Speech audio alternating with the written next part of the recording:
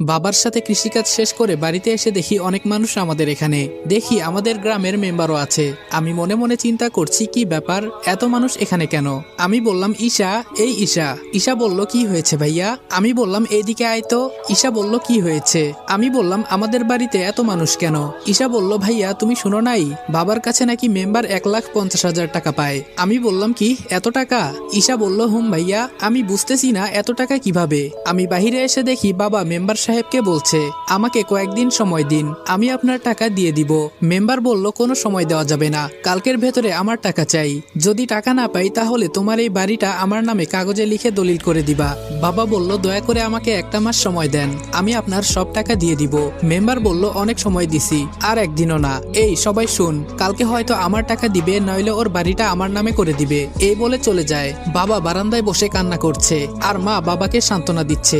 আসলেই আমি বাবাকে কখনো এভাবে কান্না করতে দেখি নাই। নিজের কাছে খুব খারাপ লাগছে। কি করব আমি কিছুই বুঝতেছি না। আমি বললাম আম্মু এত টাকা কিভাবে হলো? বাবা বলল বাবারে আমি অনেক আগে এই ঘর বাঁধার জন্য 50,000 টাকা নিয়েছিলাম, কিন্তু অভাবের কারণে দিতে পারি নাই। কিন্তু আজকে নাকি এই টাকা সুদে আসলে এত টাকা হয়ে গেছে। আমি এই কথা শুনে রুমে এসে বসে বসে ভাবতেছি এত টাকা তো আমি কোনোদিনই জোগাড় করতে পারবো না। কি করতে পারি? হাতের ফোনটা বিক্রি করলে হয়তো 10,000 টাকা হতে পারে, কিন্তু বাকি টাকা না। আর কিছু চিন্তা করতে পারছি না। রাতে মা ডেকে গেল খাবার খেতে, কিন্তু খেলাম না। রুমে শুয়ে শুয়ে চিন্তা করছি কিভাবে টাকা জোগাড় করব। কখন যে ঘুমিয়ে গেছি বলতে পারি না। সকালে যখন ঘুম ভাঙলো তখন শুনি আম্মু কান্না করছে। আমি তাড়াতাড়ি আম্মুর রুমে গিয়ে দেখি বাবার গলায় দড়ি ঝোলানো ফ্যানের সাথে, আর আমার মা বাবার পায়ে ধরে কান্না করছে। আমি ফ্যান থেকে বাবাকে ধরে বিছানার উপরে রাখলাম। আজকে কেন জানি মনে হচ্ছে আমাকে ছায়া দেওয়ার মতো কোনো মানুষ আর নেই। বাবাকে ধরে কতক্ষণ কান্না করলাম।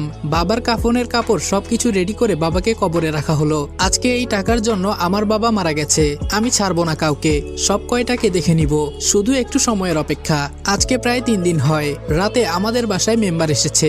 মেম্বার বলল রনি এদিকে আসো তো একটু। আমি বললাম জি আঙ্কেল বলেন। ভেতরে রাগে আমার শরীরটা ফেটে যাচ্ছে। মেম্বার বলল তোমার বাবা মারা গেছেন, আমি খুবই দুঃখ পাইছি। তোমার টাকাও দিতে হবে না, ঘরও দিতে হবে না, যদি আমার কথা মানো। আমি বললাম জি বলেন, কি করতে হবে আমাকে? শয়তানের সব সময় শয়তানি বুদ্ধি থাকে। মেম্বার বলল আমার মেয়েকে তোমার বিয়ে করতে হবে, তাহলে তোমার সব টাকা আমি মাফ করে দিমু। আম্মু বলল না না, আমার ছেলে এখন বিয়ে করবে না। আর আপনার মেয়েকে? ছি। মেম্বার বলল মুখ সামলিয়ে কথা বল। আমার মেয়েকে যে বিয়ে করবে ওর এটা ভাগ্য, আর টাকাগুলো তো মাফ দিতেছি। ভালো লাগতেছে না? এত টাকা দিতে পারবেন? আমি বললাম আমাকে একটু চিন্তা করতে দেন, আমি আপনাকে পরে জানাবো। মেম্বার বলল কোনো চিন্তা করা করি নাই, হয়তো টাকা দিবা, নইলে আমার মেয়েকে বিয়ে করবা। যাই করবা তাড়াতাড়ি বলো, আমার অনেক কাজ আছে। আমি বললাম এত টাকা আমি কই পাবো?